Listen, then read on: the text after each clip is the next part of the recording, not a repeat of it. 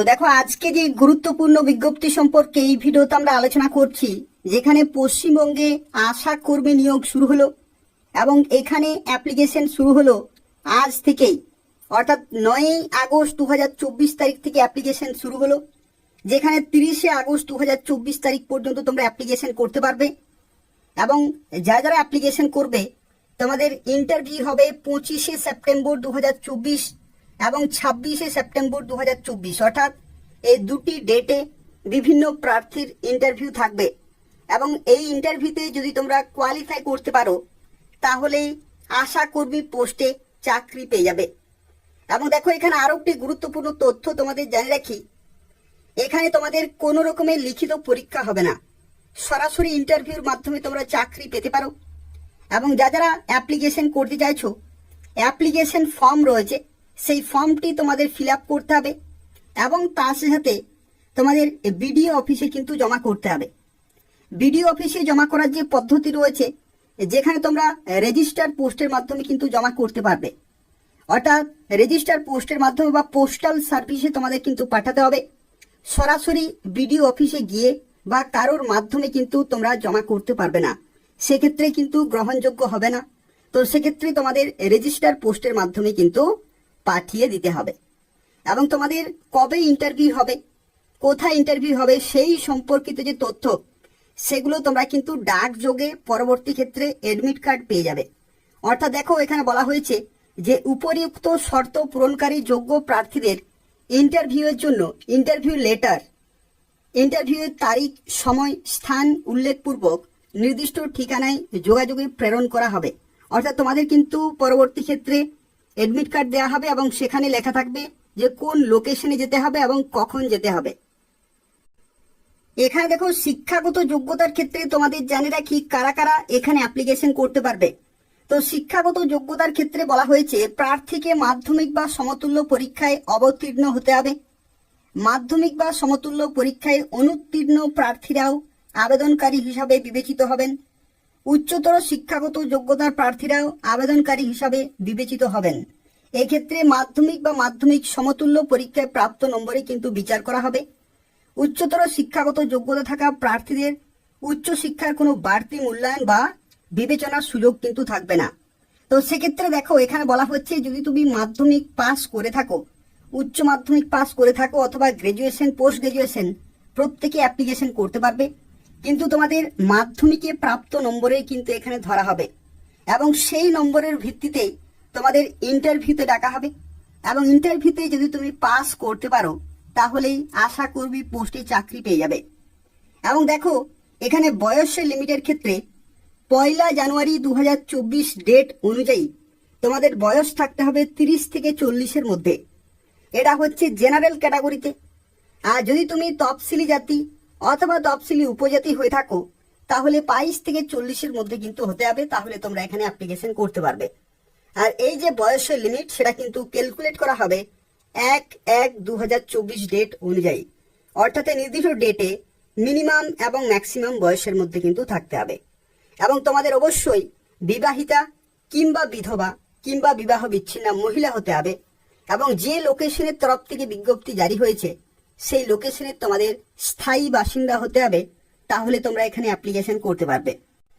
তো দেখো, এই যে বিজ্ঞপ্তি প্রকাশিত হয়েছে, এটা প্রকাশিত হয়েছে government of West Bengal, office of the sub divisional officer, Rampurhat, Birbhum. অর্থাৎ বীরভূম জেলাতে যে রামপুরহাট সাব ডিভিশন রয়েছে সেখানে এই বিজ্ঞপ্তি জারি হয়েছে।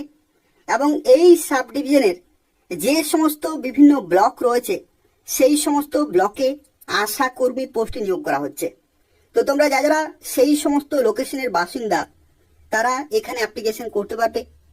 এবং দেখো, কোন কোন ব্লকের তরফ থেকে নিয়োগ করা হচ্ছে সেগুলো তোমরা কিন্তু এখানে দেখতে পাবে। দেখো, এখানে প্রথমে যে ব্লক এখানে মেনশন করেছে সেটি হচ্ছে ময়ূরেশ্বর 1। ময়ূরেশ্বর 1 এটা হচ্ছে প্রথম ব্লক, যেখানে দেখো কোন গ্রামের তরফ থেকে তোমরা অ্যাপ্লিকেশন করতে পারবে। মুরারাই 1, যেখানে দেখো বিভিন্ন গ্রাম পঞ্চায়েতগুলো কিন্তু তোমরা এখান থেকে চেক করতে পারবে নিজেদের।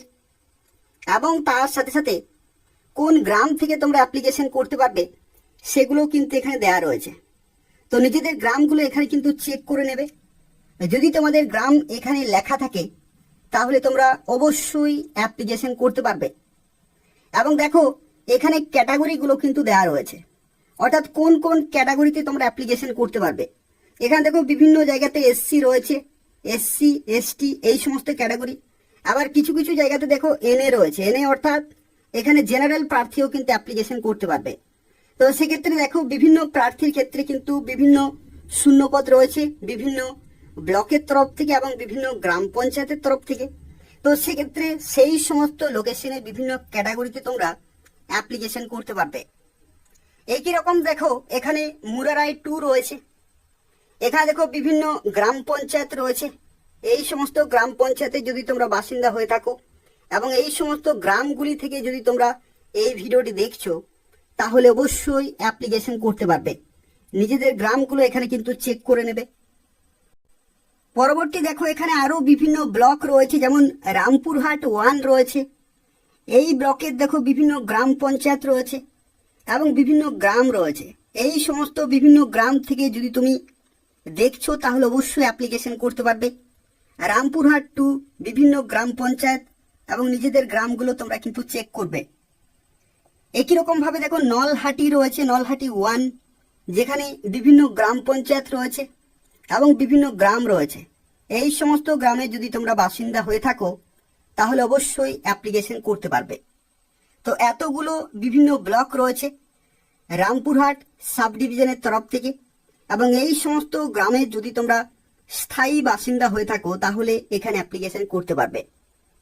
এবং দেখো এখানে তোমাদের একটি তথ্য জানিয়ে রাখি, এটা নিয়োগ করা হচ্ছে রামপুরহাট বীরভূমে, কিন্তু যারা অন্যান্য জেলা থেকে দেখছো বা যারা অন্যান্য সাব ডিভিশন থেকে দেখছো তারাও কিন্তু অ্যাপ্লিকেশন করতে পারবে আর কিছুদিনের মধ্যে। অর্থাৎ পশ্চিমবঙ্গের প্রত্যেকটি জেলার প্রত্যেকটি লোকেশনেই আশা কর্মী নিয়োগ করা হবে। অর্থাৎ যে সমস্ত জায়গাগুলিতে শূন্যপদ রয়েছে সেই সমস্ত জায়গাগুলিতে নিয়োগ করা হবে।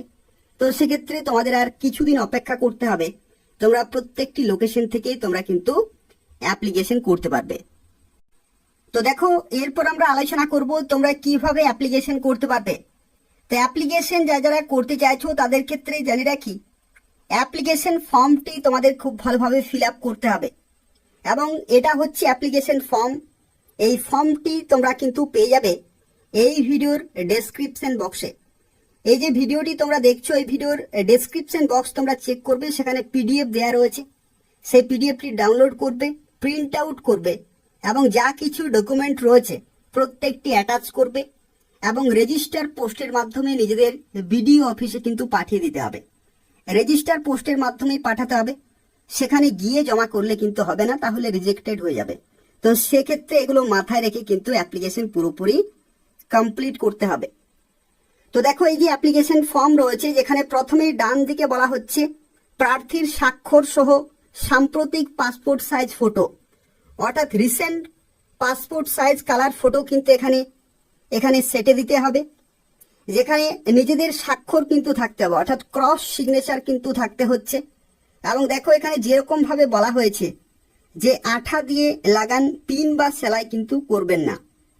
এবং দেখো পরবর্তী এখানে বলা হয়েছে কোন উপস্বাস্থ্য কেন্দ্রের জন্য আবেদন করছেন, এগুলো অবশ্যই খুব ভালোভাবে লিখতে হবে। গ্রাম পঞ্চায়েতের নাম, ব্লকের নাম, আবেদনকারিনীর নাম।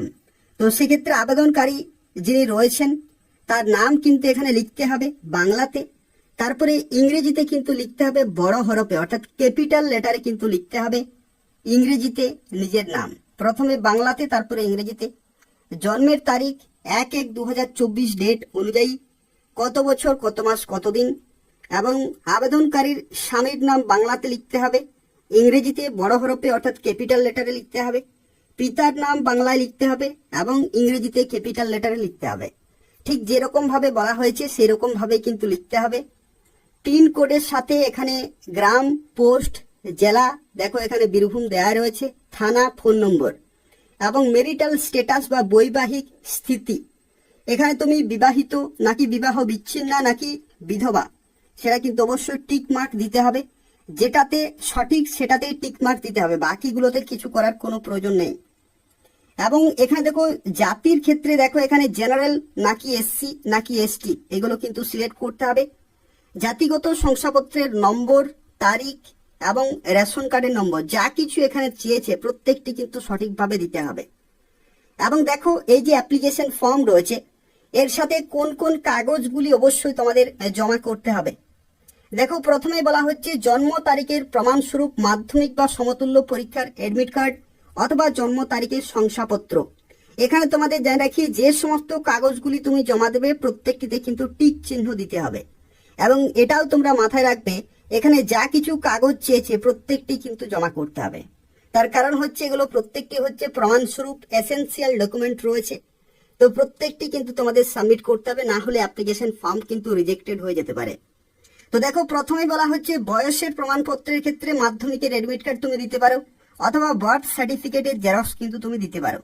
সংযোজনী 2 এর উল্লেখিত উপস্বাস্থ্য কেন্দ্রের জন্য নির্দিষ্ট, দেখো এখানে বলা হয়েছে যে সীমাবদ্ধ এলাকা বা গ্রামের স্থায়ী বাসিন্দার প্রমাণস্বরূপ, অর্থাৎ কোন লোকেশনের তুমি বাসিন্দা সেটার জন্য ভোটার কার্ড অথবা রেশন কার্ড সেখানে কিন্তু দিতে হবে, যেখানে লেখা থাকবে তোমার গ্রামের নাম, অর্থাৎ তোমার রেসিডেন্সিয়াল প্রুফ হিসাবে কিন্তু সেই কাগজ কাজে লাগবে। উপযুক্ত কর্তৃপক্ষের দেওয়া জাতিগত প্রমাণপত্র অর্থাৎ তফসিলি জাতি উপজাতি হয়ে থাকলে সেই যে কাস্ট সার্টিফিকেট রয়েছে সেটা অবশ্যই জেরক্সের আকারে সাবমিট করতে হবে।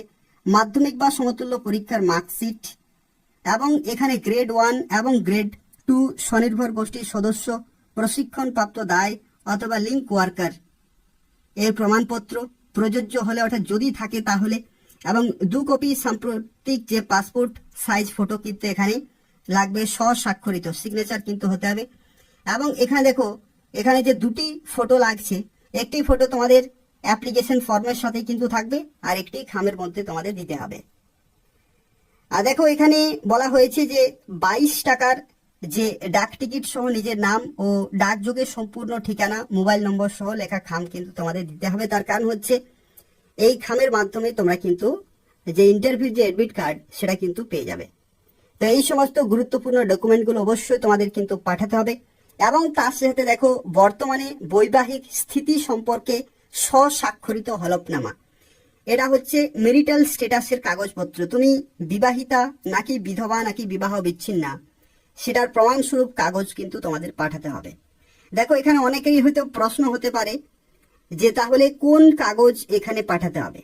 তো দেখো এখানে বলা হয়েছে 11 নম্বরে বর্তমানে বৈবাহিক স্থিতি সম্পর্কে সাদা কাগজে স্বস্বাক্ষরিত হলফনামা কিন্তু জমা করতে হবে, অর্থাৎ সাদা কাগজে পুরো ডিটেলে লেখা থাকবে, ঠিক আছে, মেরিটাল স্ট্যাটাস সম্পর্কিত লেখা থাকবে, স্বস্বাক্ষরিত হলফনামা কিন্তু জমা করলেই হবে।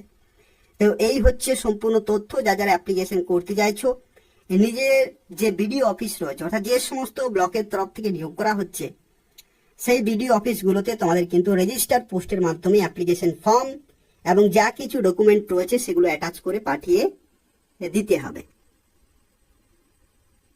ঠিক আছে। এই সমস্ত বিভিন্ন ব্লকের তরফ থেকে নিয়োগ করা হচ্ছে, অবশ্যই অ্যাপ্লিকেশন করে দেবে। আর বাকি ব্লকগুলিতেও অ্যাপ্লিকেশন খুব শীঘ্রই শুরু হয়ে যাবে। নিয়মিত এই চ্যানেলটি ফলো করতে থাকো, পশ্চিমবঙ্গের প্রত্যেকটি জেলার প্রত্যেকটি চাকরি আপডেট তোমরা কিন্তু সময় মতো পেয়ে যাবে। আর তবে যদি কোনো প্রশ্ন থাকে তাহলে অবশ্যই কমেন্ট করে জানাবে এবং তার পাশাপাশি ভিডিওটি প্রত্যেকেই লাইক করে দেবে,